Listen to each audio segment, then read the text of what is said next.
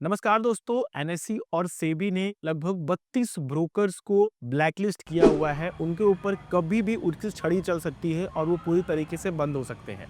दोस्तों, मैं आप लोगों को इस वीडियो में बताऊंगा किस तरीके से आप लोग अपने आप को सिक्योर रख सकते हो और इस तरीके के ब्रोकर्स फ्रॉड से बच सकते हो। और साथ ही अगर आप लोगों के पास कोई डीमेट अकाउंट है तो किस तरीके से उसको सिक्योर रखें 2025 में, क्योंकि अगर आप इन 32 ब्रोकरों में से किसी भी ब्रोकर के साथ हो तो वो आप लोगों के पैसों का मिसयूज कर सकता है। कार्रवाई में देखा किस तरीके से मनी लॉन्ड्रिंग भी हुई, प्लस आप लोगों का जो पैसा है उसका अनफेयरली यूज करके ट्रेडिंग किया गया और आप लोगों से ब्रोकरेज जनरेट किया गया।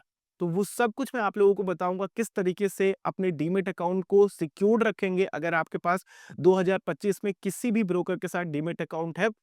प्लस मैं 2019 से मार्केट में काम कर रहा हूँ, रेगुलर ट्रेडिंग कर रहा हूँ। मैं कौन सा एप्लीकेशन या फिर मैं कौन से ब्रोकर को यूज करता हूँ वो भी मैं आप लोगों को बताऊंगा। तो चलिए वीडियो को शुरू करते हैं। मैं हूं रवि, मैं इस तरह की वीडियोस बनाता रहता हूं। तो अगर आप लोगों के चैनल पे नए हैं, इस तरह की वीडियोस में इंटरेस्ट है तो जरूर चैनल को सब्सक्राइब करें और बेल आइकॉन क्लिक करेंगे तो आने वाली वीडियोस की नोटिफिकेशन आ सकेगी। तो डीमेट अकाउंट होता क्या है दोस्तों? जो भी आप लोग शेयर खरीदते हैं या फिर म्यूचुअल फंड्स खरीदते हैं तो उसके थ्रू कनेक्ट होकर के वो शेयर्स आप लोगों के डीमेट अकाउंट में कलेक्ट होता है। जैसे आप लोगों का पैसा आपके सेविंग अकाउंट या फिर करंट अकाउंट में सेव होता है, वैसे ही आपका जितना भी शेयर खरीद रहे हैं वो सब कुछ आप लोगों के डीमेट अकाउंट में जाता है।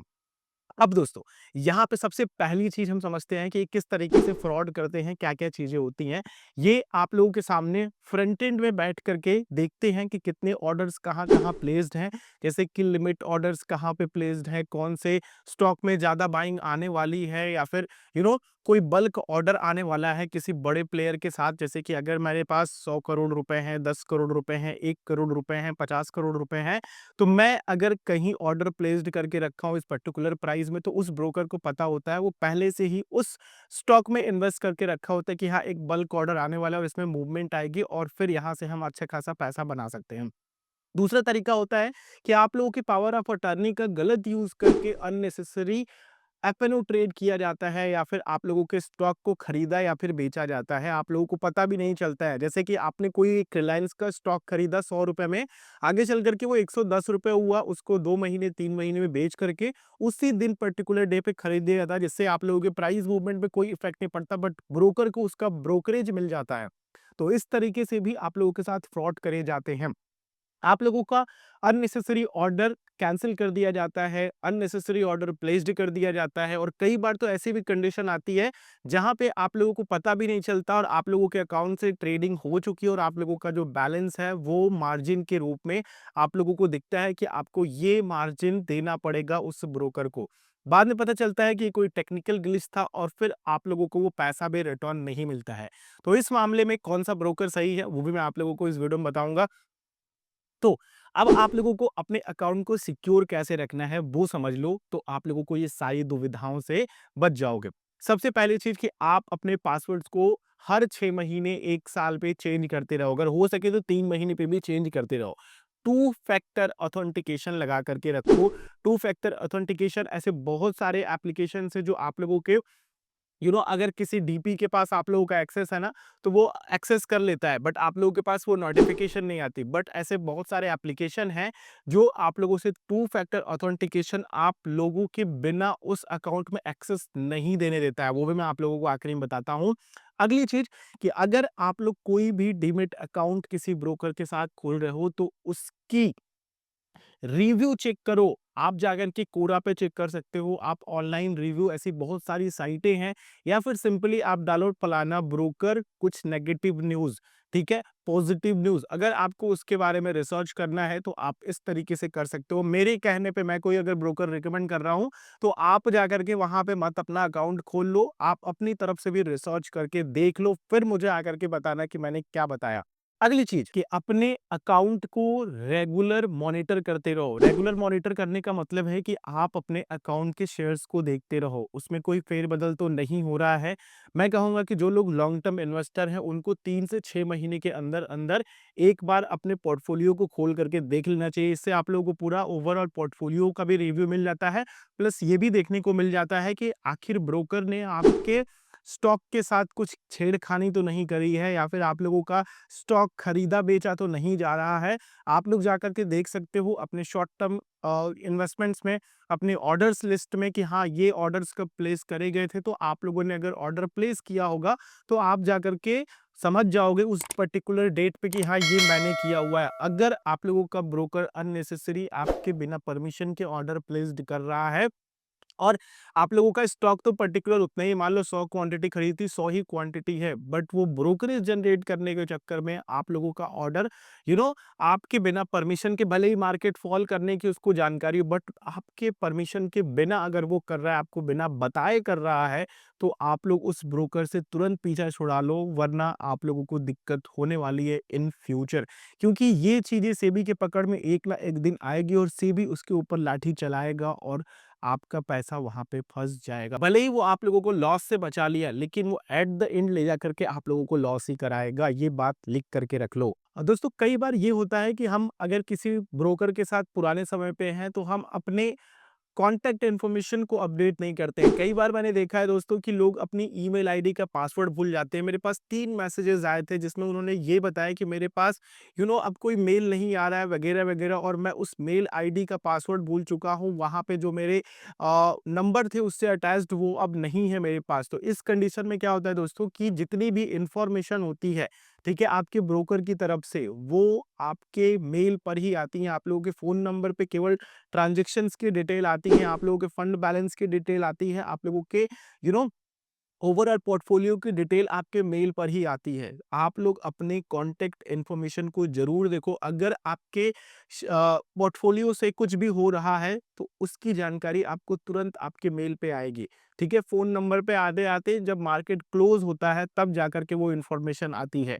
बट ध्यान रखना कि आप अपने कॉन्टैक्ट को चालू रखो, ऐसे ही कॉन्टैक्ट दे करके रखो अपने ब्रोकर के साथ, जो चालू स्थिति में है। आपके मेल या फिर फ़ोन हमेशा चेक करते रहो कि भैया आपके पास रेगुलर मैसेजेस आ रहे हैं कि नहीं आपके ब्रोकर की तरफ से। दोस्तों ऐसे बहुत सारे ब्रोकर देखे गए हैं जो आप लोगों को अननेसेसरी मेल्स भेजते हैं कि ये स्टॉक में खरीद लो, ये स्टॉक में बेच दो। अननेसेसरी आप लोगों के पास कुछ ना कुछ सब्सक्रिप्शन लेने की रिकमेंडेशन उनके मेल की तरफ से दी जाती है। ये एक रेड फ्लैग है। इस तरीके के ब्रोकर से दूर दूर रहो। बड़े-बड़े ब्रोकर दोस्तों जो 30-30 साल से काम कर रहे हैं इस इंडस्ट्री में, वो भी इस तरीके का स्कैम करते हैं। ये एक बहुत बड़े लेवल पे स्कैम नहीं है, बट फिर भी दोस्तों ये आप लोगों का एक बल्क ऑर्डर समझने का और किसी स्टॉक को प्रमोट करने का एक बहुत ही आसान और कह लो कि लीगल तरीका है, जो ब्रोकर एडवाइजरी के रूप में आप लोगों से लेते हैं। और इससे इससे तो उनको 2 तरीके से फ़ायदा हो। एक तो कोई भी जो ब्रोकर है वो आपको स्टॉक रिकमेंड कर रहा है या फिर ये सजेस्ट कर रहा है, उससे उसको ये भी फ़ायदा होता है कि दूसरी कंपनी से भी पैसा उठा रहे हैं, उसमें अपना इन्वेस्टमेंट भी बना रहे हैं, प्लस आप लोगों से वो एडवाइजरी का सब्सक्रिप्शन भी एक्स्ट्रा लेकर के कर रहे हैं। तो अगर आपके पास ऐसा ब्रोकर है, तो ठीक है, मज़े लो अभी, लेकिन आगे चल कर के आप लोग ज़रूर प्रॉब्लम में फँसोगे। मैं कहूँगा अगर आपने इस तरीके के ब्रोकर के साथ अपना पोर्टफोलियो बनाया हुआ है, तो धीरे-धीरे अपना पोर्टफोलियो दूसरे ब्रोकर की तरफ शिफ्ट करो, जो आप लोगों को इस तरीके के अननेसेसरी फिशिंग ईमेल्स नहीं भेजते कि यहाँ पे स्टॉक खरीद लो, ये स्टॉक का टारगेट है, ये आपका ऑप्शन चलेगा, निफ्टी इस रेंज में है। तो ये जो सारी चीज़ें मेल भेज रहे हैं या फिर आप लोगों को व्हाट्सएप के थ्रू मैसेजेस आ रहे हैं, मैं आप लोगों से भी पूछना चाहता हूँ कि अगर आपका भी ब्रोकर ऐसा कर रहा है, तो उस ब्रोकर का नाम नीचे कमेंट बॉक्स में लिखें। आप लोगों में से बहुत से लोग समझ गए होंगे मैं किस ब्रोकर की बात कर रहा हूँ। काफ़ी लंबे समय से मार्केट में है, लेकिन इस तरीके की चीज़ें वो अपने इन्वेस्टर्स के साथ कर रहा है, अपने कस्टमर्स के साथ कर रहा है। एंड दोस्तों हमेशा सिक्योर इंटरनेट कनेक्शन यूज़ करो। आपका वाईफ़ाई भी है, तो आपका वाईफ़ाई भी सिक्योर्ड होना चाहिए। आप कोई भी पब्लिक वाईफ़ाई में कनेक्ट ना करो।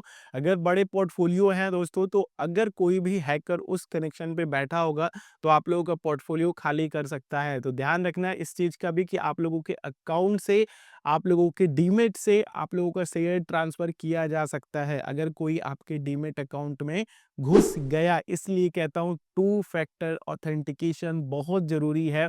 अगर आप लोग इस 2025 में यूज़ कर रहे हैं डिजिटल ब्रोकर जो पूरी तरीके से डिजिटली है। देखो डीमैट अकाउंट सिक्योर्ड रखने के तो बहुत से तरीके हैं, बट ये मैं आप लोगों को आखिरी पॉइंट दे रहा हूँ। आगे भी मैं आप लोगों को 1-2 वीडियो और दूँगा इस पे, जिससे कि आप लोग 2025 में अपनी बेस्ट ब्रोकर को चूज़ कर सको, प्लस एक सही तरीके से अपने डीमैट अकाउंट को हैंडल कर सको, जिससे कि आपका पोर्टफोलियो सही तरीके से लंबे समय तक चल सके। अगर आपके डीमैट अकाउंट के साथ किसी भी तरह की सस्पिशियस एक्टिविटी हो रही है, सस्पिशियस एक्टिविटी जैसा कि मैंने शुरुआत में भी बहुत सारे पॉइंट्स को बताया, लेकिन यहाँ मैं अगर थोड़ा-सा डिटेल में बताऊँ, तो पहला सस्पिशियस एक्टिविटी कि आप लोगों को अननेसेसरी ओटीपीज़ आ रहे हैं। ठीक है? अननेसेसरी ओटीपीज़ आना स्टार्ट हुए हैं। दूसरा कि आप लोगों ने उस पर्टिकुलर ब्रोकर के साथ डीमैट अकाउंट खोल लिया, उसके 1-2 हफ्ते बाद से आपके पास ये मैसेजेस आ रहे हैं कि हम फलाना कंपनी से बात कर रहे हैं। यू नो आपको अगर शेयर मार्केट में इंटरेस्टेड है, क्या आप ट्रेडिंग कर रहे हैं, इस तरीके के कॉल्स आ रहे हैं। तो भी आप लोगों को ये सस्पिशियस एक्टिविटी ध्यान रखनी है और उस ब्रोकर को छोड़ना है, क्योंकि वो ब्रोकर आप लोगों का डेटा लीक कर रहा है, क्योंकि दूसरे के पास अगर आपका डेटा गया है तो वो उस ब्रोकर के थ्रू ही गया है। तो इस बात का ध्यान रखें, अगर कहीं भी डीमैट अकाउंट खोल रहे हैं उसके बाद आप लोगों के पास फ़ोन कॉल आना स्टार्ट हो रहे हैं, जो कि आप उस कंपनी के बारे में कभी जानते भी नहीं या फिर उस ब्रोकर से रिलेटेड वो कंपनीज़ नहीं है, तो आप इस तरीके के ब्रोकर से दूर रहो। और अगली चीज़, अगर आपके पोर्टफोलियो में किसी भी तरीके के बदलाव हुए हैं, तो भी आप दूर रहिए। अगर इस तरीके के डीमैट अकाउंट हैं, तो उनको छोड़ दीजिए। ये कहीं भी सुरक्षित नहीं है, ये आपके पावर ऑफ अटॉर्नी का मिसयूज़ करेंगे आगे भी। और अगर आपका ब्रोकर आपसे ये कह रहा है कि आप हमें इतना सब्सक्रिप्शन लेकर के अपना जो डीमैट अकाउंट है वो हमें दे दीजिए और हम इसको मैनेज करेंगे, तो यहाँ पे वो 2 तरीके की चीज़ें करेगा। एक तो आपसे ब्रोकरेज जनरेट करेगा, दूसरा कि वो अपना खुद का पैसा यूज़ करके मनी लॉन्ड्रिंग करके आप किसी स्टॉक को ऊपर चढ़ाएगा, नीचे चढ़ाएगा। ऐसे बहुत सारे अकाउंट्स होते हैं ब्रोकर के पास जो वो खुद अपने अंडर में रखते हैं, जिनकी जानकारी कस्टमर्स को नहीं होती या फिर डीमैट अकाउंट होल्डर्स को नहीं होती है। तो अगर इस तरीके से ब्रोकर आप लोगों को माँग रहा है आपका अकाउंट मैनेज करने के लिए और आप लोगों से सब्सक्रिप्शन फीस के नाम पे बहुत ही मिनिमम चार्ज ले रहा है, तो कहीं न कहीं वो आप लोगों के डीमैट अकाउंट को गलत यूज़ करने वाला है, कुछ अदर एक्टिविटी करने वाला है मनी लॉन्ड्रिंग से रिलेटेड। तो इससे आपको भी दिक्कत होगी, आपके ब्रोकर को तो होगी ही होगी अगर फ्यूचर में सेबी को पता चलता है। तो ये कुछ चीज़ें हैं जिनको आप लोग ध्यान रखिए। मैंने मोटा-मोटी बहुत ही इम्पोर्टेंट बातें बताई हैं, जो 2025 में अगर आप लोग कहीं डीमैट अकाउंट खोल रहे हो या फिर खोल चुके हो, तो इन चीज़ों का ध्यान रखना। बाकी दोस्तों, अगर मैं आपको बताऊँ कि मैं कौन-सा डीमैट अकाउंट यूज़ करता हूँ, तो मैं 3 डीमैट अकाउंट यूज़ अभी तक किया हूँ, बट मैं आकर के एक पे हमेशा रुक जाता हूँ। बीच में मैंने एंजल वन को यूज़ किया, फिर दूसरा मैंने ग्रो को यूज़ किया, फिर उसके बाद अपस्टॉक्स को यूज़ किया। इन तीनों में मैंने ट्रेडिंग करी हुई है और जो सबसे पहला डीमैट अकाउंट मैंने यूज़ किया था, वो किया था 2019 2018 से सॉरी, ज़ीरोधा का, जब वो शुरू-शुरू में आया हुआ था। फिर उसके बाद 2018 के बाद बहुत सारे ब्रोकर्स आए मेरे पास प्रमोट करने के लिए, तो उनको यूज़ किया। अपस्टॉक्स और एक करके था, आपका कार्वी का भी आया था। और तो उसके बाद मैंने इन तीनों के साथ लंबे समय तक दिया समय, लेकिन अंत में आकर के जो कि ज़ीरोधा के साथ ही मैंने अपना पोर्टफोलियो बनाया। और ओवरऑल चीज़ें जो ज़ीरोधा के साथ है, जो चीज़ें मैंने बताई हैं, वो ज़ीरोधा कहीं भी नहीं आता। आपको जो अदर ब्रोकर्स हैं ना, वो सभी आप लोगों को एड्स वगैरह अलग-अलग चीज़ें करते हुए दिखेंगे, बट ज़ीरोधा एक ऐसा ब्रोकर मुझे समझ में आया कि एक तो ये अपने आप को ऑनलाइन प्रमोट नहीं करता। कहीं भी अगर आप देखोगे, जो इनके पार्टनर्स भी हैं, वो इसको कभी भी प्रमोट नहीं करेंगे, ना ही एक तरीके से इनको परमिशन लेना पड़ता है। तो मैं अगर आपको पर्सनली यूज़ की बताऊँ, तो पर्सनली मैं ज़ीरोधा को यूज़ कर रहा हूँ। इसका जो एमटीएफ है, मार्जिन ट्रेडिंग फैसिलिटी, वो भी अदर ब्रोकर से अच्छा है। दूसरी चीज़ कि इनके साथ एक बार एक टेक्निकल ग्लिच हुई थी, 2024 की बात है, जुलाई-वुलाई के आसपास की बात है कि उन लगभग एक यूज़र का 10 लाख रुपए का वो ऑप्शन ट्रेडिंग करता था और कुछ टेक्निकल ग्लिच की वजह से उसको 10 लाख रुपए तक का लॉस दिख रहा था, ठीक है? तो उसने जैसे ही ज़ीरोधा को बताया, वैसे ही ज़ीरोधा ने इस पे काम किया और 12 घंटे के अंदर-अंदर 9 लाख रुपए ज़ीरोधा ने उसको रिटर्न कर दिए। तो ये एक बहुत अच्छी चीज़ लगी दोस्तों, क्योंकि मैंने अदर ब्रोकर्स के साथ भी टेक्निकल ग्लिच को फील किया है। वैसे तो मैंने ज़ीरोधा के साथ कभी नहीं किया, बट अदर न्यूज़ेज़ जो मैं ट्रैक करता हूँ, जो अदर ब्रोकर के साथ आते हैं कि ये फलाना ग्लिच के साथ ये हो गया, वो हो गया, और वो जब ब्रोकर से कॉन्टैक्ट करते हैं तो वो उनका रिप्लाई भी नहीं करते हैं, और साथ ही दोस्तों अगर रिप्लाई करते भी हैं तो उसमें गलती आप ही की बताते हैं। तो कहीं न कहीं दोस्तों इस मामले में आपका ज़ीरोधा कस्टमर सपोर्ट में काफ़ी अच्छा है। तो यही रीज़न है दोस्तों कि मैं ज़ीरोधा को यूज़ कर रहा हूँ। मुझे आज तक कोई भी टेक्निकल ग्लिच फ़ील नहीं हुआ, ना ही मुझे आज तक कोई भी सस्पिशियस एक्टिविटी देखने को मिली, और ना ही किसी तरीके की नोटिसेस सेबी की तरफ से ज़ीरोधा के ऊपर मिली है, ना ही किसी तरीके की रेड पड़ी है। इसलिए ओवरऑल ज़ीरोधा मुझे सही लगा, इसलिए मैंने ज़ीरोधा को यूज़ किया। आप लोग बताओ कि आप लोग किस ब्रोकर के साथ हो? और दूसरा अकाउंट मेरा ऑब्वियसली एंजल वन के साथ है, और वहाँ पे मैं कभी-कभी ट्रेडिंग कर लेता हूँ, बट ओवरऑल जो चीज़ें हैं वो ज़ीरोधा के साथ ही हैं। ऑप्शन ट्रेडिंग में ज़ीरोधा के साथ ही करता हूँ, और जो मेरा पोर्टफोलियो बना हुआ है वो भी ज़ीरोधा के साथ ही बना हुआ है। तो आप लोग देख लो कहाँ पे आपका अकाउंट है, कहाँ खोलना चाहते हो। बाकी अगर डीमैट खोलना है तो नीचे वीडियो के डिस्क्रिप्शन में लिंक है। इस वीडियो में इतना ही रखते हैं। आप लोगों को कौन-सा पॉइंट सही लगा जिसको आप लोग फॉलो करोगे, नीचे कमेंट करके बता सकते हो। नेक्स्ट वीडियो मिलते हैं। इस तरह की वीडियोज़ के लिए चैनल को फॉलो कर लेना। जय हिंद।